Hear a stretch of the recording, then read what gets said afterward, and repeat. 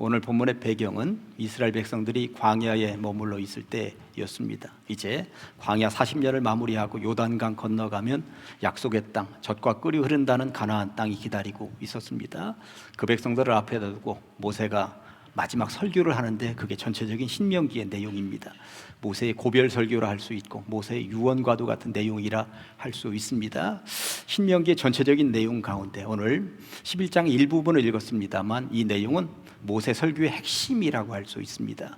이스라엘 백성들이 가나안 땅에 들어가면 이런 민족이 되면 좋겠다, 이런 복을 받아 누리면 좋겠다, 그런 이야기를 하고 있는데 제가 이 말씀을 묵상하다 보니까 이스라엘 백성들을 향한 모세의 그 심정이 이 말씀처럼 우리 교회가 되었으면 좋겠다, 그런 생각이 드는 거예요. 그래서 세 가지 주제로 말씀을 받도록 하겠습니다. 우리 교회가 첫째, 강성한 교회가 되었으면 좋겠습니다. 8절 말씀이 이렇게 되어 있습니다. 그러므로 너희는 내가 오늘 너희에게 명하는 모든 명령을 지키라. 그리하면 너희가 강성할 것이요 너희가 건너가 차지할 땅에 들어가서 그것을 차지할 것이라고 말씀하고 있습니다. 거듭 말씀을 드립니다만 요단강을 건너가서 차지할 땅이 있습니다. 이들은 그것을 목적으로 해서 여기까지 걸어왔습니다. 약속의 땅입니다. 그 땅에 들어가면 젖과 꿀이 흐른다는 것입니다. 얼마나 고대하던 땅이겠습니까? 그런데 여기서 중요한 것은 그 땅에 들어가서 강성한 나라가 될 것이라고 말씀하고 있다는 것입니다. 강성한 나라, 말이 정말로 좋고 소망스럽다는 것을 알게 됩니다. 그런데 여기서 유의할 것은 강성한 나라, 강한 나라라고 하는 단어 속에는 헬라 제국이나 로마 제국처럼 큰 나라가 되겠다는 그런 의미는 아니라고 하는 것입니다. 맷집이라고 하는 단어가 있습니다. 국어사전에서 찾아보았더니 매를 맞아 견디어내는 힘이나 정도라고 되어 있습니다. 결국 이스라엘 백성들이 강하다라고 하는 말은 제국처럼 천하를 호령하는 나라가 되지는 못한다 하더라도 근동에서 맷집 좋은 나라는 만들어 주시겠다, 이런 의미인 것이죠. 한마디로 말해서 헬라 제국이나 로마 제국이나 주변에서 왔다 갔다 했었던 대제국들을 한번 생각을 해보면 그런 나라에 견주면 이게 얼마나 보잘것없는 나라입니까? 그런 틈바구니에서 맷집 좋은 나라가 된다라고 하는 것은 무너질 것 같은데 다시 일어서는 나라, 뿌리가 뽑히는 것 같은데 회복 탄력성이 있어서 다시금 움직이는 나라, 그런 나라를 만들어 주시겠다, 그런 의미인 것입니다. 이스라엘이라고 하는 나라의 위치를 한번 여러분들 생각해 보시기 바랍니다. 지중해, 서쪽으로 가면 지중해 너머에 유럽이 포진하고 있고요, 동북 쪽에는 아시아가 포진하고 있고 서남쪽에는 아프리카가 포진하고 있습니다. 그러니 세 땅덩어리의 중간에 지금 딱 포진하고 있는 것입니다. 주변 강대국들은 흥망성쇠를 반복했습니다. 아프리카는 이집트가 한동안 최강자였고요, 그리고 아시아에는 아수르, 그리고 바벨론, 그리고 페르시아, 이런 대제국들이 일어났다 무너지고 일어났다 무너지곤 했습니다. 그리고 유럽 쪽에는 헬라 제국, 그리고 그 로마 제국, 이런 나라들이 천하를 호령하기도 했던 것이죠.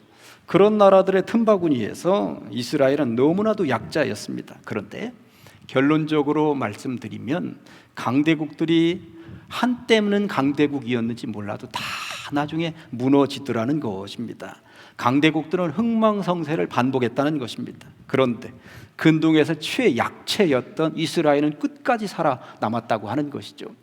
1900년대 중반에도 그렇습니다. 2차 세계대전을 거치면서 600만 명이 죽어나갈 때 유대인들은 완전히 뿌리가 뽑히는 줄 알았습니다. 그러나 그들은 살아남았습니다. 세상에는 이런 말이 있습니다. 강한 자가 살아남는 것이 아니라 살아남는 자가 강하다. 이스라엘이라는 나라가 역사적으로 이를 증명하고 있는 것은 아니겠는가? 천하를 호령하는 대제국들은 흥망성쇠를 반복했지만 그래서 그런 나라에 빌붙어 살 때도 있었고 그런 나라에 의해서 식민지 생활을 할 때도 없지 않아 있었지만 결국 살아남았다고 하는 것입니다. 이런 배경으로 볼 때 전 세계에서 가장 맷집이 좋은 나라는 이스라엘 아니겠는가? 저는 그런 생각을 해보았습니다. 그런데 이스라엘을 생각하다 보면 우리나라 대한민국과도 겹치는 거예요. 우리나라도 얼마나 외침이 많았습니까? 중국의 영향권 아래에 있었고요, 그리고 몽골에 의해서 나라가 집어삼킴을 당할 때도 있었습니다. 저 바다 너머의 일본은 얼마나 또 우리를 못 살게 굴었습니까? 결국 일본에 의해서 치욕스럽게 일제강점기를 거치기도 한 나라가 우리나라인 것입니다. 위치상으로 대륙과 해양의 중간에 포진하고 있는 반도 나라이다 보니까 대륙으로부터도 해양으로부터도 늘 위협의 대상이 되었던 것은 사실입니다. 그런데 중요한 것은 이스라엘 그들이 그런 강대국들 틈바구니에서도 끝까지 살아남았던 것처럼 우리나라도 이렇게 번듯하게 살아남아 있다는 것입니다. 그러고 보니 우리나라의 맷집도 이게 대단하구나 라고 하는 것을 알게 됩니다. 그러면서 교회 생각이 난 거예요. 초대교회 생각을 해보면 겨자씨처럼 정말 미미하게 작게 시작을 했습니다. 그런데 이제 막 싹이 터올라 말까 할 때 그때 시작된 것이 핍박이었습니다. 사울을 중심으로 한 유대인들의 핍박도 있었고요. 그런데 나중에 다가온 로마의 핍박을 생각해 보면 유대인들의 핍박은 애교 수준이었죠. 로마는 황제를 중심으로 해서 300년 이상 엄청난 핍박을 가했습니다. 그러다 보니 이 교회를 두드려 패기 시작을 하는데 이게 견디겠는가? 얼마나 얻어 터졌습니까? 완전히 나가 떨어질 정도로 두드려 맞았는데 그러나 교회는 버텼습니다. 그게 바로 교회의 맷집이죠. 그걸 결국 두드려 패던 로마가 나가 떨어졌습니다. 안 되겠다. 도저히 저 교회는 어떻게 할 수가 없다. 나중에 로마가 그 교회 앞에 무릎을 꿇었고 로마가 기독교를 국교로 삼았다는 것 아닙니까? 이게 교회의 맷집입니다. 그렇게 교회는 유럽을 넘어서 미국으로 그리고 한 바퀴 태평양을 넘어 우리나라까지 온 것 아닙니까? 140여 년 전의 일입니다. 세계적으로 교회가 세워질 때마다 순교자들이 탄생을 했고 그리고 엄청난 핍박들이 있었습니다. 이 나라 대한민국에도 일제강점기에 핍박이 있었고 6.25 한국전쟁 때도 핍박이 있었습니다. 그때마다 얼마나 위태로웠습니까? 그러나 매를 맞으면서도 한국교회는 버텼고 이렇게 건재하다라고 하는 것입니다. 그런 의미에서 한국교회도 맷집이 좀 대단하구나 하는 것을 알게 됩니다. 우리 가장제일교회는 어떨까요? 시작할 때 44년 전에 시작할 때 보면 얼마나 미미했습니까? 그런데 미미하게 시작한 그 교회 개척을 하면서 땅을 매입했고 1차적으로 건축을 했고 그러면서 잘 버텨냈습니다. 지나놓고 보니 중간에 IMF 시절도 있었고 코로나도 있었습니다만 IMF나 코로나가 교회를 얼마나 두드려 팼습니까? 그때 무너진 교회들도 비일비재하게 많습니다. 맷집이 없는 교회들은 다 나가 떨어졌습니다. 코로나 때 주저앉은 교회들, 나가 떨어진 교회들이 정말 너무나도 많습니다. 그런데 지나놓고 보니 우리 교회는 다 견뎌냈습니다. 다 이겨냈습니다. 그러고 보니 우리 가장제일교회도 맷집이 좀 있구나 라고 하는 것을 깨닫게 됩니다. 지금 우리는 두 번째 건축을 하고 있는 것입니다. 그러면서 성도들의 마음을 제가 살짝 이렇게 열어보았더니 하나같이 품고 있는 마음들이 하나 있습니다. 이까짓 거는 아무것도 아니죠 하는 마음들이 우리들의 마음속에 있구나. 아무쪼록 잘 이겨내시기를, 그래서 주님 앞에 온전히 서갈 수 있는 성도들 다 되시기를 간절히 축원합니다. 그렇다면 이 즈음에 우리가 물어야 됩니다. 이스라엘의 초대교회, 이스라엘은 뭘로 버텼는가? 그리고 초대교회는 뭘로 버텼는가? 한국교회는 뭘로 버텼는가? 그리고 우리 가장제일교회는 도대체 무엇으로 버티고 있단 말인가? 오늘 본문에 그 정답이 숨어 있습니다. 8절 말씀을 다시 한 번 더 보시면, 그러므로 너희는 내가 오늘 너희에게 명령하는 모든 명령을 지키라. 그리하면 너희가 강성할 것이요. 말씀 지키라는 것입니다. 말씀 붙잡고 버텨보라는 것입니다. 말씀 붙잡고 버텨보면 이겨낼 수 있다는 것 아니겠습니까? 우리 교회가 맷집이 좋은 교회, 강한 교회가 될 수밖에 없는 이유는 우리 교회의 5가지 자랑이 뭔지 아십니까? 그런데 이 5가지 자랑 가운데 첫 번째가 뭐예요? 말씀이 살아있는 교회입니다. 담임 목사가 설교 잘한다 이런 얘기가 아닙니다. 어떤 경우에도 말씀 붙잡고 살겠다라고 하는 굳은 결단이 있으면 이게 바로 우리의 첫 번째 자랑이 되고 맷집이 되어서 이겨낼 수 있다는 것 아니겠습니까? 이겨낼 수 있다는 것입니다. 이겨낼 수 있도록 하나님께서 비법을 알려주신다는 것입니다. 사도 바울도 이 비밀을 잘 알고 있었던 것 같아요. 로마서 8장 37절 말씀을 보았더니, 그러나 이 모든 일에 환난이 닥치고 역경이 닥치고 시험이 닥치고 핍박이 닥치고, 그러나 이 모든 일에 우리를 사랑하시는 이로 말미암아 우리가 어떻게 평범하게 그냥 이기는 것 아니야. 넉넉히 이기느니라. 충분히 이기느니라. 이런 사도 바울의 고백이 우리의 고백이 되어야 할 줄로 믿습니다. 사랑하는 가장제일교회 성도 여러분, 폭염에 염천을 더한 것 같은 엄청난 날씨 가운데 여러분들의 건강은 어떠신지 모르겠습니다. 지속적으로 경제적으로 어렵다는 이 시절에 여러분들의 경제 상황, 주머니 상황은 어떠신지 모르겠습니다. 부디 비옵기는 여러분 모두 이런 모든 상황과 처지를 이겨낼 수 있는 맷집들을 소유할 수 있으시기를 간절히 축원합니다. 바울처럼 이 모든 일에 우리를 사랑하시는 이로 말미암아 내가 넉넉히 이기고 있습니다요, 이런 고백을 남길 수 있다면 얼마나 좋을까요? 우리 가장제일교회도 어떠한 시련이 와도 잘 견뎌내는 맷집 좋은 교회, 건축의 모든 과정도 잘 이겨내는 강성한 교회, 단단하게 말씀 붙잡고 살아가는 교회, 그런 교회가 될 수 있기를 간절히 축원합니다. 두 번째, 오래가는 교회입니다.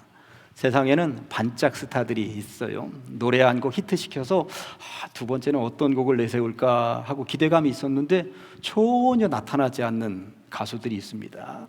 드라마에서도 이야 대단한데 어디서 저런 친구가 나왔을까, 두 번째 작품을 기대한다 하는데 두 번째 작품에 나오지 않는 그런 연예인도 있더라고요. 운동선수 가운데도 1년차 대박을 터뜨렸습니다. 2년차 기대한다 했는데 2년차에는 아주 죽을 쓰고 어딘가로 사라지는 그런 이들도 있더라고요. 그러고 보니 반짝 스타가 있구나 하는 것을 알게 됩니다. 이미 말씀을 드렸듯이 이스라엘이라고 하는 아주 자그마한 나라를 둘러싸고 있는 강대국들이 있었습니다. 천년만년 강대국일 줄 알았죠. 그러나 아니었습니다.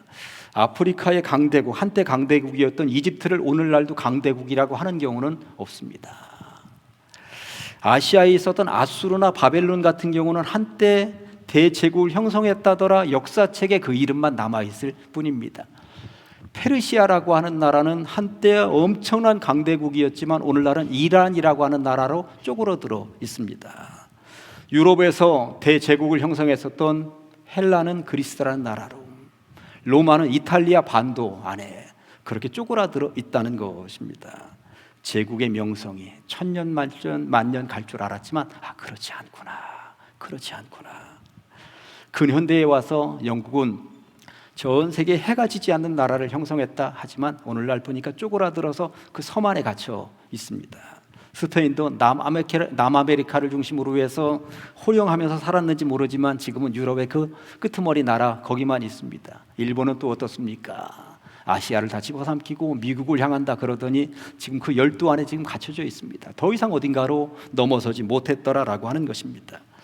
제국을 형성하려던 나라들 치고 영원한 나라는 없는 것이구나. 다들 쪼그라들어서 원래 자기의 영토 안에 명맥만 유지하고 있거나 어떤 제국들은 사라지고 말았더라라는 것이죠. 이에 반해 오래가는 나라가 있다는 것입니다. 9절 말씀을 보실까요? 또 여호와께서 너희의 조상들에게 맹세하여 그들과 그들의 후손에게 주리라고 하신 땅, 곧 젖과 꿀이 흐르는 땅에서 너희의 날이 장구하리라. 오래 갈 것이라고 말씀하고 있습니다. 겉에 보기에는 대제국들이 천년만년 갈 것 같지만 그런 나라들 다 사라져도 오래가는 나라가 있을 것이라고 주님이 말씀하고 계시다는 것입니다. 그렇다면 이 즈음에서 물어야죠.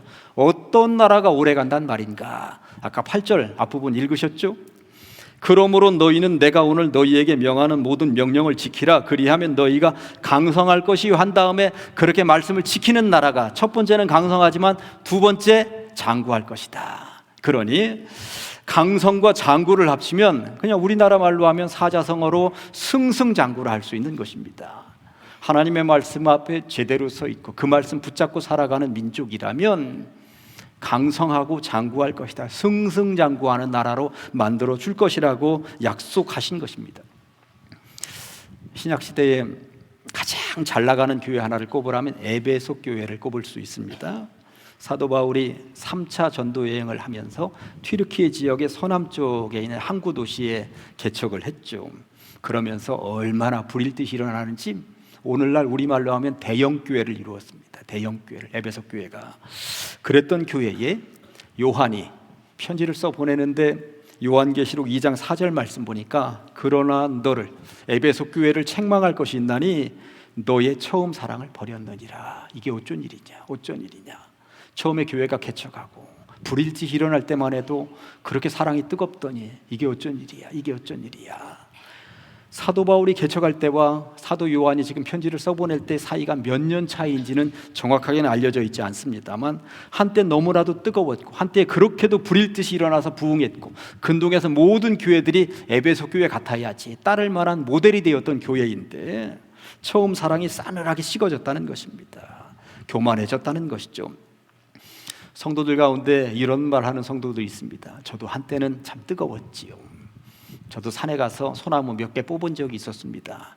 과거 이야기만 주구장창 분들이 있습니다. 그렇다면 지금은 어떻다는 이야기입니까? 그거 다 식었다는 얘기거든. 과거 이야기 많이 하는 사람일수록 지금은 별 볼 일 없다는 이야기거든요. 이런 상황으로 치달리는 에베소 교회를 보면서 요한은 경고의 메시지를 날립니다. 5절 보니까 그러므로 어디서 떨어졌는지를 생각하고 회개하여 처음 행위를 가지라. 만일 그리하지 아니하고 회개하지 아니하면 내가 네게 가서 네 촛대를 그 자리에서 옮기리라. 신구약 성경을 통틀어서 가장 무서운 경고의 메시지를 할 수 있습니다. 처음 사랑 회복하지 않으면 촛대를 옮겨버리겠다고 말씀하고 있는데, 안타깝지만 에베소 교회는 이 말씀처럼 되었습니다. 15년쯤 전에 저는 성지 순례를 다녀왔습니다. 이스라엘 지역도 돌아보았고, 그리고 튀르키예 지역 초대교회가 서 있었던 교회들도 다 돌아보았습니다. 에베소라고 하는 지역이 지금은 이즈미르라고 하는 이름으로 바뀌어져 있는데, 가이드가 돌무더기를 보여주면서 여기가 한때 에베소 교회였던 터입니다. 저렇게 다 허물어져 있습니다. 그리고 밑에 사진은 지금은 관광객들이 몰려오니까 옛날 교회가 이런 모양이었을 것입니다 하면서 지금 거기다 증축 공사를 하고 있는 모양입니다. 관광객들을 위해서 2000년 전엔 교회가 이랬습니다라고 보여줄 뿐이지 지금 교인이 한 명도 없다는 사실입니다. 2000년 전 사도 요한의 입을 통해서 날렸던 경고의 메시지, 식어진 사랑을 회복하지 아니하면 네 촛대를 옮기리라. 그 말씀처럼 그대로 되었다라고 하는 것입니다. 너무나도 안타깝고 아찔한 말씀이라 할 수 있는 것이죠. 우리 교회는 잘 지을 것이고 그리고 잘 부흥할 거라고 생각을 합니다. 그런데 수백 년쯤 후에 누군가가 지나가다가 돌무더기 있는 것을 보고 여기가 한때는 가장 잘 나가던 가장제일교회 터야. 그런데 지금은 교인이 한 명도 없네. 그런 일이 있다면 이게 상상만으로도 아찔하지 않습니까? 그런데 그렇게 되지 않기 위해서 어떻게 하라는 이야기입니까? 처음 사람, 처음에 그 열정, 이것을 놓쳐서는 안 된다라고 하는 것입니다. 현재 건축 중입니다. 우리 교회는 여기 있는 이 세대들만 예배 잘 드리고 천국 가고 끝날 의도를 가지고 건축하는 것 아닙니다. 미래가 소망 있는 교회를 꿈꾸면서 미래 세대도 또 미래 세대도, 그래서 오래가는 교회를 만들기 위해서 우리가 해야 되는 것 아니겠습니까? 교회는 오래 가야 됩니다. 언제까지? 주님 오시는 그날까지. 주님 오시는 그날까지 가는 교회가 진짜 교회인 것입니다. 그런 의미에서 에베소 교회는 얼마나 안타까운 교회일 것인가. 부디 비옵기는 우리 가장제일교회가 처음 사랑을 잃어버리고 무너져서 흔적만 남아있는 에베소 교회를 따르는 것이 아니라 주님 오시는 그날까지 보존이 되는 오래가는 교회가 될 줄로 믿습니다. 세 번째, 흡수하는 교회입니다. 지금 현재 이스라엘 백성들이 어디에 있다고 말씀을 드렸어요? 광야에 있습니다. 이제 요단강 건너가면 약속의 땅입니다. 가나안 땅입니다. 모세는 그 땅을 소개하는데 11절 말씀이 이렇게 되어 있어요. 너희가 건너가서 차지할 땅은 산과 골짜기가 있어서 하늘에서 내리는 비를 흡수하는 땅이요, 이렇게 되어 있습니다. 가나안 땅을 소개하는데, 이 가나안 땅을 소개하는데 흡수하는 땅이라고 왜 소개를 하고 있느냐 하면 지금 머물러 있는 곳이 광야입니다. 제가 몇 주 동안 광야 이야기만 계속했는데, 광야는 물 한 방울 얻을 수 없는 곳, 식물 하나를 얻을 수 없는 곳, 시커먼 돌짝밭입니다. 비가 내리면 고여서 냇물이 흐른다 상상도 할 수 없습니다. 비가 내리면 어디에 웅덩이라도 있다 상상도 할 수 없습니다. 광야는 그냥 비 내리면 그 돌틈 사이로 물이 다 사라져버리고 끝나는 곳입니다.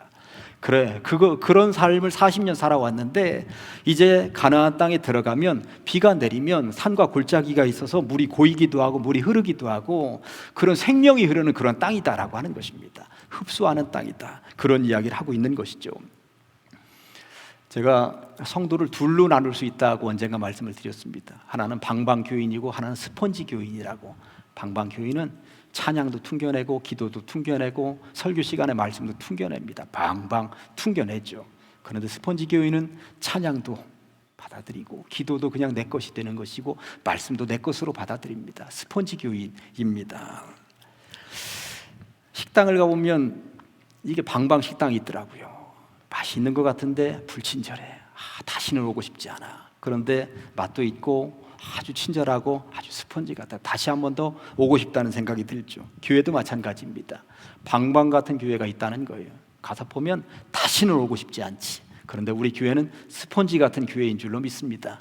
한 번 오면 또 오고 싶고 나를 흡수하는 그런 교회이구나 생각이 드는 것입니다. 저는 11절 말씀을 읽을 때에 너희가 건너가서 차지해야 할 땅은 산과 골짜기가 있어서 하늘에서 내리는 비를 흡수하는 땅이요 이랬는데, 우리도 지금 건너가서 차지할 땅이 있잖아요 지금.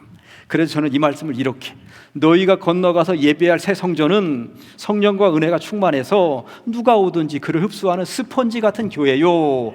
부디 비옵기는 이런 교회가 될 줄로 믿습니다. 누가 오든지 어떤 모습으로 오든지 다 흡수하는, 그래서 그들이 다시 오고 싶고 다시 이곳에서 예배드리고 싶고 그럴 수 있는 교회를 만들 수 있다면 이런 교회 뭐가 더 필요하겠습니까? 세 가지 말씀을 드렸습니다. 첫째, 우리 가장 제일 교회가 어떤 경우에도 흔들리지 않는 맷집 좋은 교회, 강한 교회, 그리고 강한 성도들이 되었으면 좋겠습니다. 그리고 두 번째, 가장 제일 교회가 반짝하고 많은 교회가 아니라 주님 오시는 그날까지 오래 가는 미래가 소망 있는 교회가 되었으면 좋겠습니다. 그리고 세 번째, 우리 가장 제일 교회가 방방 같은 교회가 아니라 누구든지 흡수하는, 다시 한 번 더 가고 싶은 흡수하는 교회가 되었으면 좋겠습니다. 그렇게 할 때 덤으로 주어지는 것이 있다고 말씀하는데 12절 말씀이 이렇게 되어 있습니다. 네 하나님 여호와께서 돌보아 주시는 땅이라. 네 하나님 여호와께서 돌보아 주시는 교회라. 연초부터 연말까지 네 하나님 여호와의 눈이 항상 그 위에, 너희 교회 위에 있느니라. 저는 그렇게 이 말씀을 묵상하면서 마음으로 받았습니다. 어떠한 경우에도 강성한 교회가 되려고 말씀 붙잡고 사는 성도들이 있는 교회, 어떠한 경우에도 오래 가는 교회를 만들어내기 위해 항상 기도하면서 매달리는 교회, 어떠한 경우에도 사람 놓치지 않기 위해서 스포지 같은 교회를 만들어 가려고 노력하는 교회는 주님께서 더 돌보아 주실 것이라는 말씀입니다. 주님의 눈길이 거기에서 고정되어 있어서 다른 어디를 쳐다볼래야 쳐다볼 수도 없도록 만드는 교회라는 것입니다. 언제부터 언제까지? 연초부터 연말까지. 이 말이 1월부터 12월까지라는 말일까요? 절대 그럴 리가 없죠. 교회가 세워진 그날부터 주님 오시는 그날까지 주님께서 돌보아 주시겠다는 것이고 주님의 눈길이 항상 그 위에 머물러 있겠다는 것입니다. 그런 교회가 우리 가장 제일 교회인 줄로 믿습니다. 기도하십니다. 하나님 아버지 감사합니다. 거룩한 주일 우리를 불러 주시옵시고 교회를 생각해 보게 하시니 감사합니다. 우리 교회가 어떤 경우에도 흔들리지 않는 강성한 교회가 되게 하여 주시옵소서. 주님이 오시는 그날까지 오래가는 교회가 되게 하여 주시옵소서. 누구든지 이곳에 와서 편안하게 예배할 수 있는 흡수하는 스펀지 같은 교회가 되게 하여 주시옵소서. 연초부터 연말까지 주님이 돌보시는 교회, 주님의 눈길이 늘 머물러 있는 교회가 되게 하여 주시옵소서. 예수님의 이름으로 기도합니다. 아멘.